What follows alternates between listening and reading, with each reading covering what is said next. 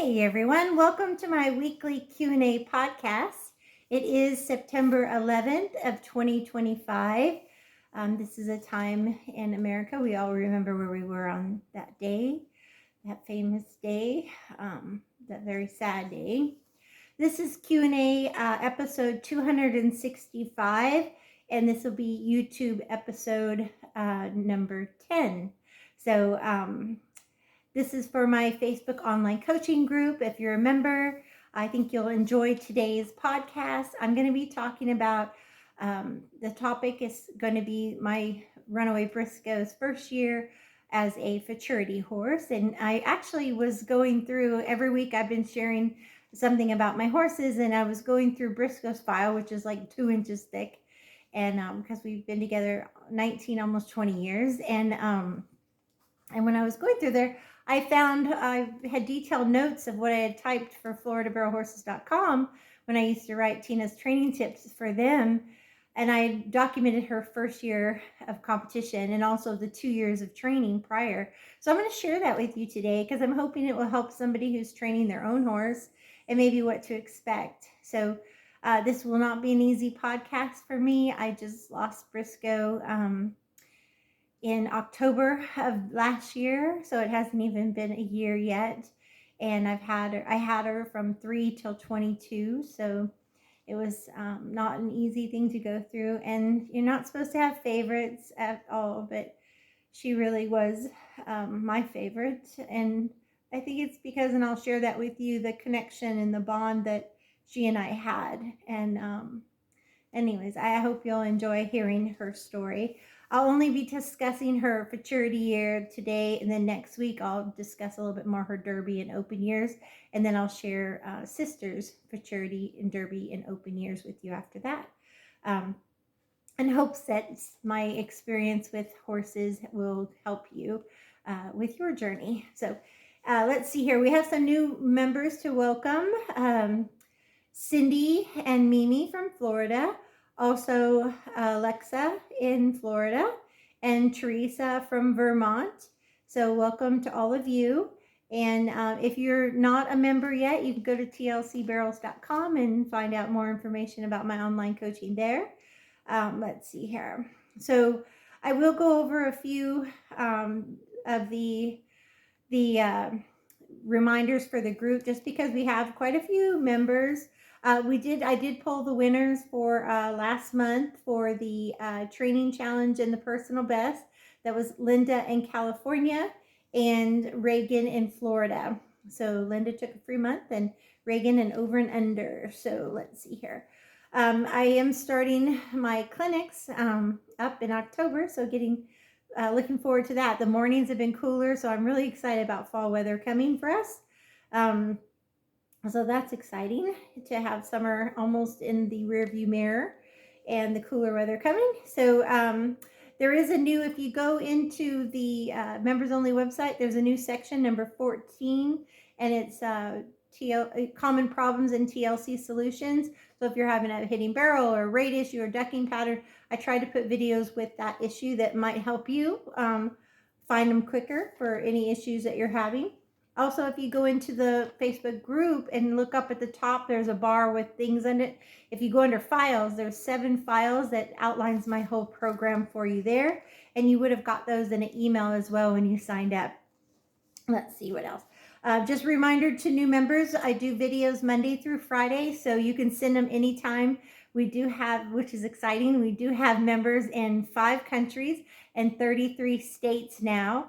So you can send your video at any time, nighttime, daytime, doesn't matter. I keep my phone on quiet so it won't bother me. But when you do send it, let me know if you ride multiple horses, the name of the horse you're on, the name of the arena, the winning time, your time, if it was a personal best, or if you want it private, or we can share it in the group for others to learn from it, and any maybe concerns or changes that you have. If you send them in on the weekend, I'll be doing, I dedicate all day Monday and Tuesday to video critiques. Usually slows down Wednesday, Thursday, Friday. So Wednesday, Thursday, Friday is usually a 24-hour turnaround time. But if you send them on the weekend, just know that I'll be working hard Monday till Wednesday to get those done. On the weekends, I usually take one day off, or I'm doing lessons or clinics on the other day. So So that's that. And let's see what else.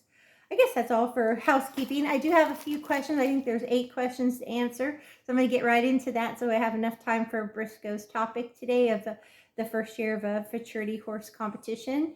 The first question is, should I practice at night if I'm going to barrel races at nighttime? Absolutely. A lot of times I would haul training clients' horses to practice nights at nighttime, because if you just ride during the day, that's what they're used to. But if you would haul to arenas where you're practicing under lights, there's shadows, it sounds different, it looks different. So it's great to go ahead and practice at night, maybe go exhibition at some jackpots at night before you enter them, so they don't have the stress of night barrel races plus competition. So that's a great question, and an absolute yes. Number 2, if I don't have a video, can I explain what I think happened? You can, but if I don't have a video or photos, it's really hard for me to tell if it was a position, timing, rider cue, speed, any of those things. So a video is really best for me to be able to help you. The third question is when to exhibition or not. So the way I look at it, of course, every horse is unique, but if I'm not entering the horse yet, say they're in training for their Futurity year or their novice horse year, and I'm hauling them for exhibition and exposure, I'm going to buy 3 or 4 tickets. Sometimes you can get the, unlimited for a better price, but I'll get 3 or 4 exhibitions, and I'll trot walk 1 or post trot sit jog 1, and then I'll lope probably 2, and then the last one I'll trot walk. So if I was just hauling to just do exhibitions, that's what I would do.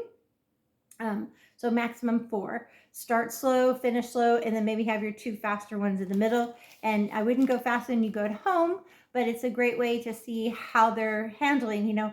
Some people say, oh, my horse works great at home, but not when I haul them. That's because they have to get used to going and working in new arenas. Also, if you get there early, that's better. You won't get the bigger ruts and all of that. Exhibition ground is sometimes not as good as your home ground, so they have to get used to that too. Let's see here. And then for the novice horse, their first year of competition or Futurity horse, I would buy 1 or 2, and that would be just to let them get in the arena and feel it, and maybe you get an idea for what they're thinking. So I would probably trot 1 and maybe lope 1. And again, it gives you a chance to see what they're thinking about and gives you an idea of what to expect when they run. And also it gives them a chance to see it, feel it, and not be as concerned the first time you go in. Open horses, they don't need exhibitions. So the advantage of having an open horse is you can show up late and just run, whether it be an open jackpot or a rodeo or a super show. Now, occasionally you may decide to exhibition your open horse in a new pen, or maybe just to relax them, like trot or walk a pattern, do some gait work. There's nothing wrong with that, but you don't normally need it. And I really would some horses would rather not be up around all the chaos until it's their time to run. So just try to keep those open horses happy. They know their job. They know why they're there. So that would be my suggestions there. Next question, horses turning on their front end. Let's see here. So if you have a horse that's turning on the front end, make sure they're obviously not sore in their back or hocks or anything stifles that might cause them to not, or maybe even hoof angles on the hind end, are not causing them to want to dump on that front end. Even a chiropractic adjustment can help with that. But tune-up would be get him to really stand up and work off their hind end. So I like doubles for that. So you could do circles and true turns. You could do all lefts, all rights. Those are 2 really good tune-ups. Let's see here. Oh, okay. This question is, I feel like I was going forward in the beginning of the year, and now I feel like I'm going backwards this summer. That happens, and you just have to kind of get to the root cause of why. But anytime you're training a horse, it can have some really high peaks and lows. With that, you have to just kind of ride it out. And just like I shared with my stories with Callie, she started off great and then got a little sore and started having an alley issue, and then got better and never had a problem again. Just like with Belle, she's winning, and then we started hitting barrels and had to fix some things, and then she's winning again. So it is normal to have highs and lows. So you may feel like you went 1 step forward and 2 step backs, but that's just part of the journey of training horses and seasoning them, exposing them to new places, or adding more speed. So don't feel like you're alone in that. Definitely try to get to the root cause. And if anytime things go wrong, just slow down, take a break. Make sure they're feeling good. Maybe go trail ride or just slow down on the pattern, get back to basics. And then, get their confidence back. Usually if you just go for pretty turns, the confidence will come and then the speed will come. So keep that in mind. Let's see, next question. What would be a good bit to step up to from a snaffle, but before you would go to a shank? So if you're riding in, let's say, a twisted snaffle and you're just feeling like they're still kind of pushing on you a little bit, obviously snaffles are not meant to be pulled on with two hands. Really, no bit is. So one rein stops, getting your horse more supple, laterally and vertically would be really important. But what I like is the Loomis gag, and not the one that goes with the wire pull over the pole. I only like the one, and I put a picture in the group, the brow band leather, and it only slides up half the cheek, but it kind of feels like it gives you more leverage, and it'll feel like a shank if they're kind of being pushy. But then as soon as they're being light and you can go back to being very light, it feels more like you're back in your snaffle. So it is a nice Loomis, the Loomis gag, only sliding halfway up, not the pole, is my preference. And I like the brow band because I feel like it's more balanced than the one ear. And it's a two-piece twist. And I think it's under $200, like $180 or $170, something like that. But that would be a suggestion for a bit as a step up from a snaffle before you went into like a junior cow horse or professional choice Futurity bit or something with a shank. So let's see. Can horses get performance anxiety? Yes, just like people, horses can get nervous and they can get anxiety about performance. In an open horse, they do it more because they know it's a timed run. In a novice horse, it could be a fear of new places, a fear of the speed, just having no confidence, like taking a kid in elementary school and sticking them in high school or college. So if, again, that happens, just slow down, get their confidence. Maybe don't enter for a while. Maybe just haul and ride around, exhibition, things like that. Okay. So the last question, and then we'll get into the topic, and I'm doing good on time, is can you explain the difference between a tie down and a bonnet and their uses? Yes. So a bonnet, and I only like the nylon bonnets. I don't prefer to have the wired bonnets, my preference. A bonnet kind of goes over the forehead and the poll. It sits, down over the ears, goes over the forehead and over the poll. And what a bonnet does is just keeps the head, if you want it for competition, from getting high, but it still lets the horse really stretch out. So, some people will use them in competition. They like the feel of them. Some people prefer a tie down in competition, and I prefer to start, if you're going to use a tie down, with just a flat leather tie down. If you need to move up, then maybe a rope with a leather or a cable with a leather, something, but not necessarily a wire tie down. I'm not a fan of those.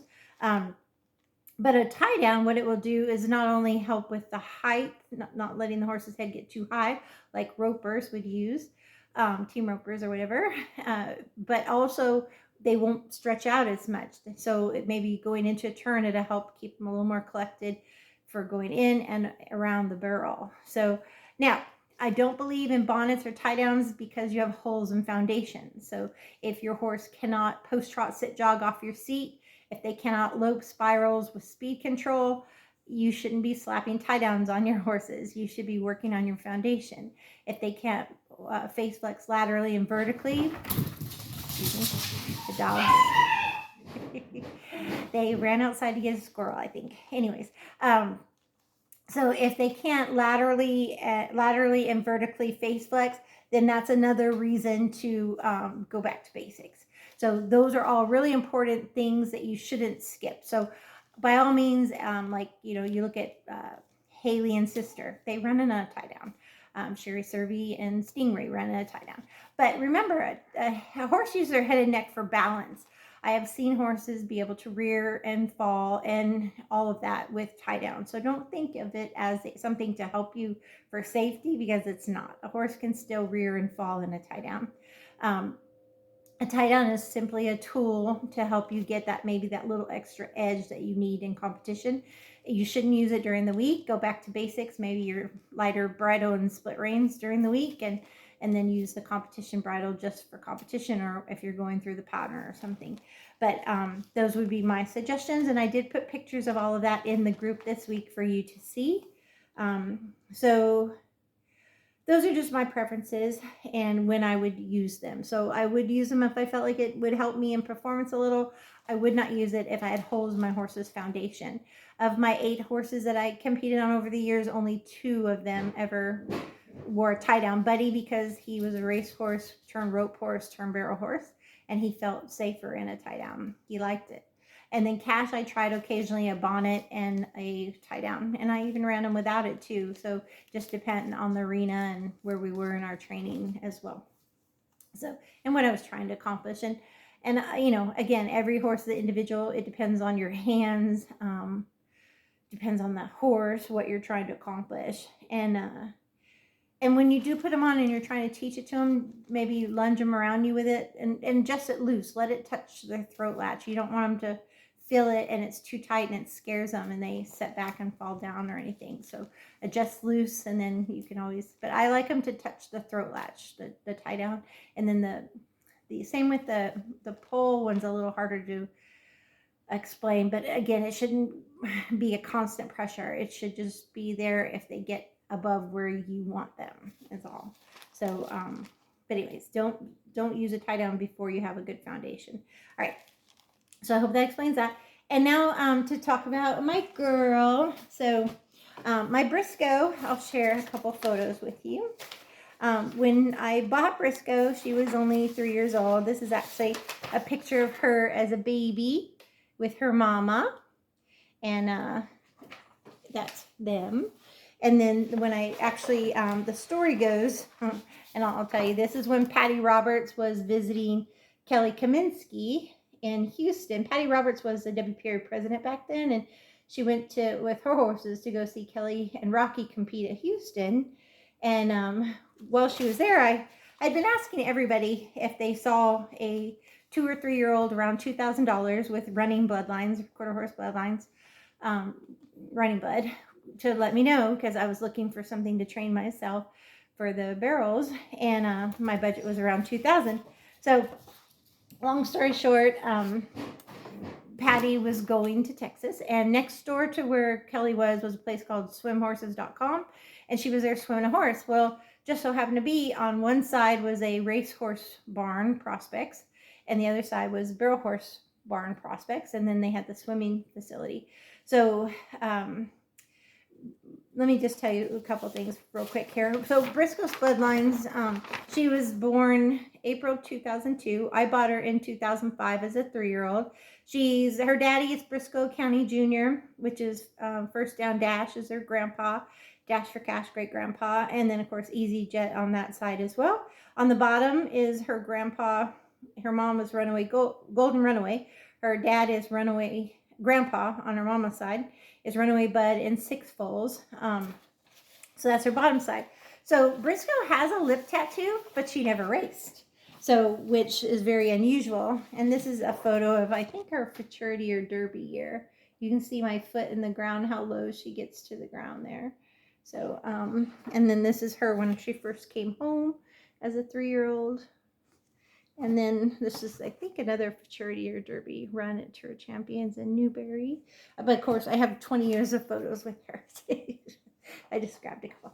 So anyhow, Brisco was sold. She was in Texas, like I said, and she was actually bought by these people as a yearling out of the Heritage sale. They actually bought 3 horses, and they decided, do they go to the race barn or the barrel Futurity barn? Or barrel prospect barn. So they base it on their mind. So again, she had a lip tattoo, but she has no race record. So my guess is the man's paperwork, that I have all these notes from Brisco. Like I said, I have a folder this thick for her. And he said they have to have a certain mindset. Well, Brisco hates other horses coming at her. She doesn't like being around a lot of other horses with energy. And she certainly doesn't like tight spaces. So all of those things, I can't imagine she ever would have made a racehorse. So they quickly sent her over, never raced her, just tattooed her and sent her on over to the barrel barn. And that is where Patty was there swimming a horse, and she saw her. So Patty sends me a photograph and her pedigree, and I said, yes, yes, yes, yes. I love her. $2,000. Pay Patty $500, bring her home. But I said, go ahead and get her vetted and get all her paperwork in order for me if you don't mind. And so the vet did check her, the local vet, and it was clear.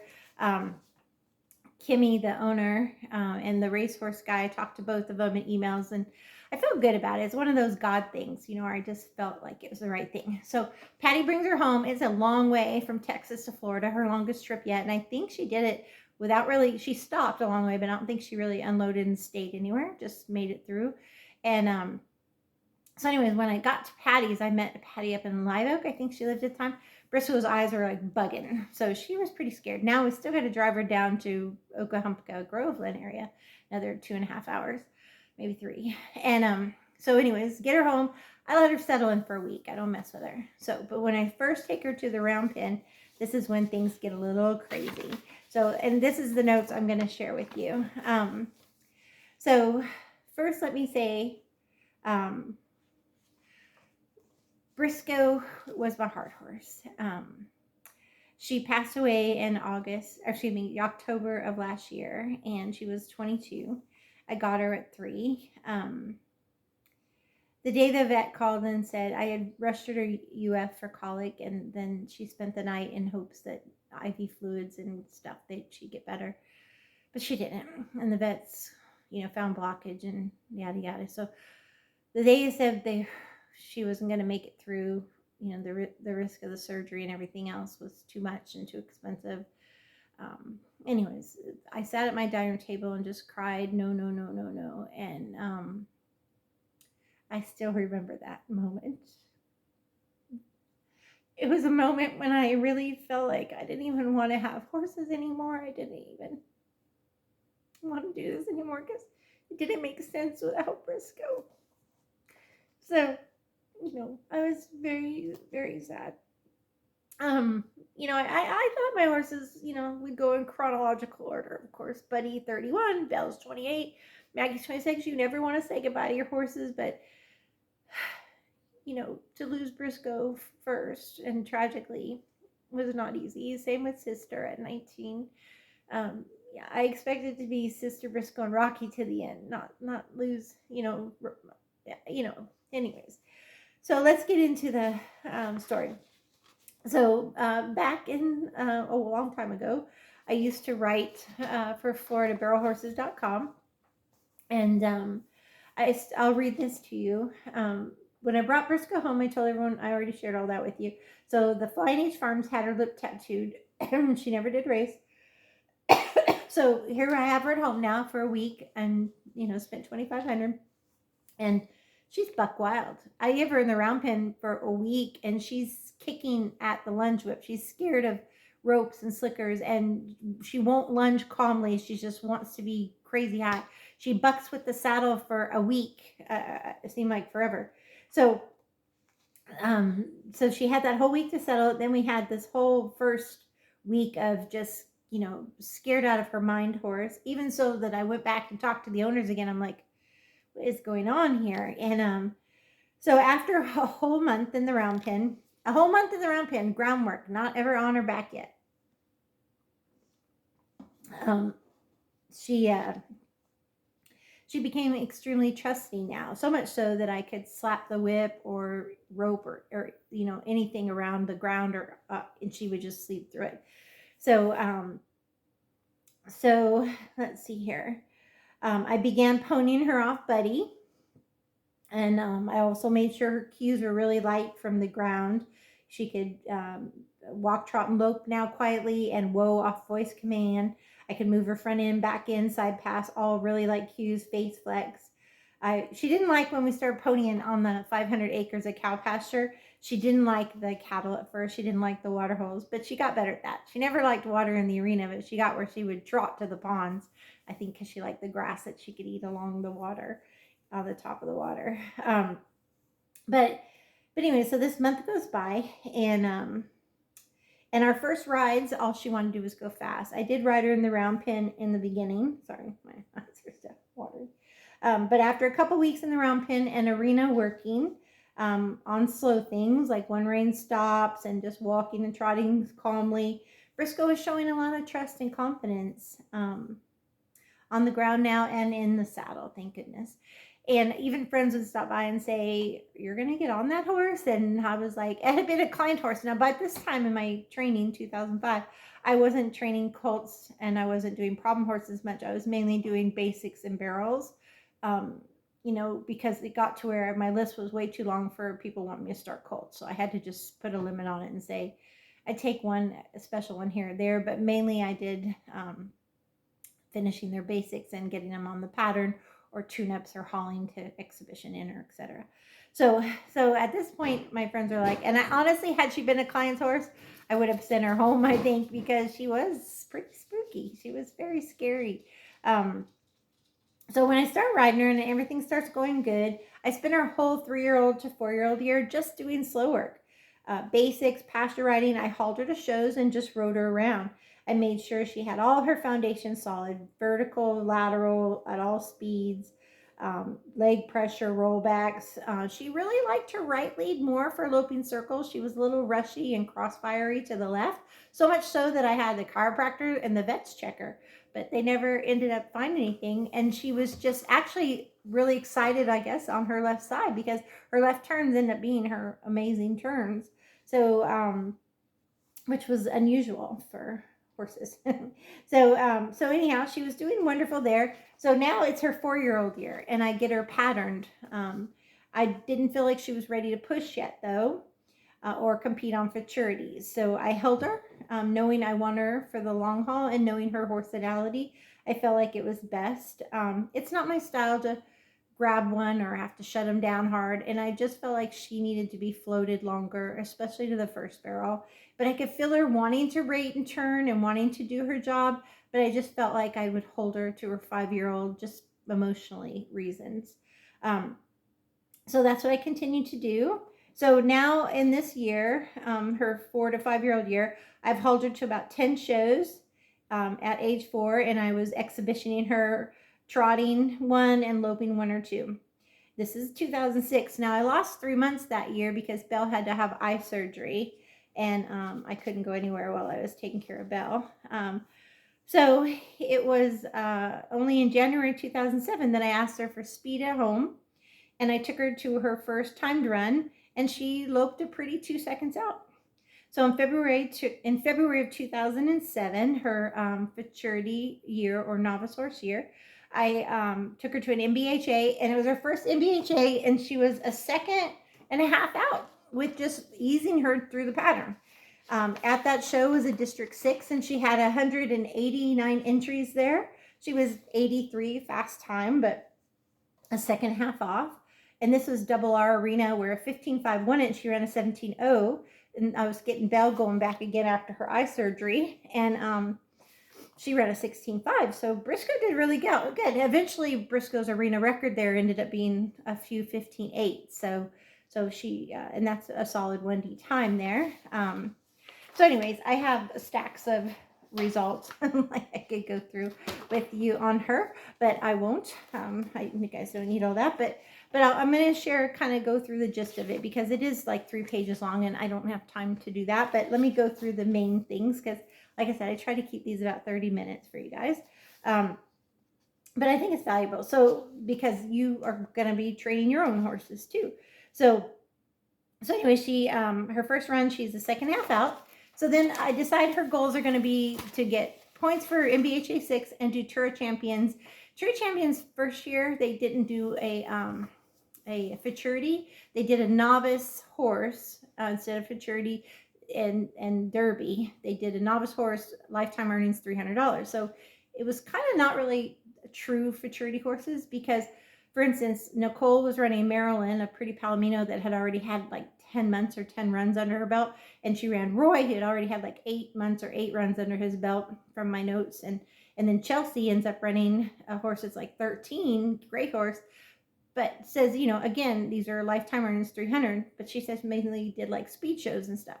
So Kieran Henry had a nice cash, not credit horse there. So there was probably 20 horses in this novice horse, but those are the main 4 or 5 that were pretty tough to beat. So, anyways, our very first run at Tour Champions Okeechobee, she ends up being 1 second off Nicole's mare. So I was pretty happy with that. It is her first run indoors. She had exhibition only one other time in an indoor building. I was really happy with her. She was focused. I was easing her to first, picking up the pace second, third, and home. She still doesn't like the warm area. She still doesn't like horses coming at her. She's still a little nervous coming in the alleyway. Comes in just, wide-eyed. So the holding pins and the warm-up area is the hardest place for her. So I continue to, exhibition a little. Eventually I stopped exhibitioning her by the end of the year because she doesn't like all that stuff. She goes in, she's all business. But in the beginning I did. So by June of 2007, she's got 9 shows under her belt. She's already won 524 at one of her biggest checks, and then another 240. She's winning money. She's winning money 3D in the open and 2D mainly in the novice horse on a half second. So the novice horse was fast and a half, and then the open was 1D, 2D, 3D, 4D, and then it was on the half. 3D was a second. She averages 0.8 to a second off the open horses, and this is her first 4 or 5 months of competition, and I feel like she's doing awesome. I find one place where I pushed her a little harder first, and we went by the fence. Went to the fence. That was the only bad run she'd had in this time frame, and it was because I overrode her to the first. She just needs me to float her to the first. That's her deal, and so I'm excited about her. She's such a joy to ride. We have this super great connection. She's my favorite horse to go out on a trail ride out in the cow pasture. She's my favorite horse to just ride around the arena. She's my horse I want to hug on during the day. At this time, Callie's retired, and I'm just running Buddy and Belle. And but I'm falling deeper and deeper in love with her. Just love it, being around her. We just have this trust. Like, she's scared of everything, but she's doing it because she trusts me, and that's a huge thing when you have that kind of relationship with a horse. So anyways, let's see. So she's 5. We're halfway through the year. Okay, so we go on, and the year's going really well. So by September of this year, she's at $900. Very consistent, 16 runs under her belt. We go to state championships in June as well, and she's a second and 1/10 off. So we didn't make it back for the finals, but a second and 1/10 off at that 800, 900 entries in the open. Really pleased with her. But now she's moved to leading the 2D novice division and 7th in the 1D division. And this is around, I think, June. So she's moving up, and she's running some 2D times in the open now. She keeps on moving forward. So I feel like I'm weaning her off the exhibitions by the end of the year. She doesn't like the chaos of the warm-up and all that. So long story short, it's the end of September. We've got like one more show, and then the finals is in November, the beginning of November. So she's going to be competing only 10 months. No January Tour Champions. So Tour Champs was February to November, the beginning of November. So nothing January or December. So that's 10 months. So by we go into November, and we still have these nice horses to outrun. These are really some nice horses. The class has dwindled down now to you have like who's got the main points and stuff, but it was super exciting. So, but that week right before the finals, Brisco suffered an abscess in her front hoof. And thank God 4 days beforehand it had healed up, and I could get her some light exercise before the competition. And Belle was sore on her front feet because the farrier changed her shoes and trimmed her short. So I was very stressed out going into the finals. The finals were at Lady Lake, and they actually had the WPRA DT circuit finals there as well. And it was a fun little pattern. So Brisco ran a 13.8, and she finished second in the novice class. Chelsea beat her with a 13.7. So we finished the year just by a few points and 1/10 of a second. We lost the novice horse champion buckle. We did end up 1D reserve champion, so we got a nice halter and sheet, and I got a nice jacket and some other little goodies. But I was really proud of her with 23 shows under her belt from January to December. She won around $2,000 her first year of competition. and her awards. It was just a really wonderful first year. And then, of course, next year, Tour of Champions has Futurity and Derby. So she runs Derby. And then I think I'm training Sister at this point. And then the following year, Sister runs Futurity. And now Briscoe's either Derby or in the Open. I have to look at the notes for that. But I think Derby's only up to a certain age. It might just be Futurity, Derby, and then Open. That's probably what it was. But that was the only year they allowed the novice horse. Lifetime earnings 300. Then they switched to the Futurity and Derby. So long story short, I finished up the article by saying that Brisco is very loyal, big-hearted, sweet mare. I'm in awe of her. She is scared of most everything, but she trusts me, and she does whatever I ask of her. It brings my heart joy and tears in my eyes after every run on that mare. She is a complete joy to ride at home in the cattle pasture in the arena. She's still scared in the warm-up areas and all the excitement of the launching pad area, but she gives me 100% every time she runs. She does everything I ask. I look forward to many years of fun rides and good runs, God willing, with her. I hope you enjoyed my article about my novice horse Brisco, and I hope to have another to start in a year or two. And that'll be Sister, which I'll talk to you guys about her next. But anyways, that was really hard to get through because, she's only been gone. But I've been very blessed to have her for 19 years, almost 20. And she ended up winning Derby 1D Reserve. She ended up going on and winning, putting me at the World Finals. Her last buckle she won, I think, was 2018 in the 1D Seniors for me. She was staying in the 1D, 2D most every year, 1D to 3D, just depending on where we were. We did open rodeos, pro rodeos. She would win all the time at like Sewell's and stuff like that. But I'll talk more about that next week just because I'm running out of time.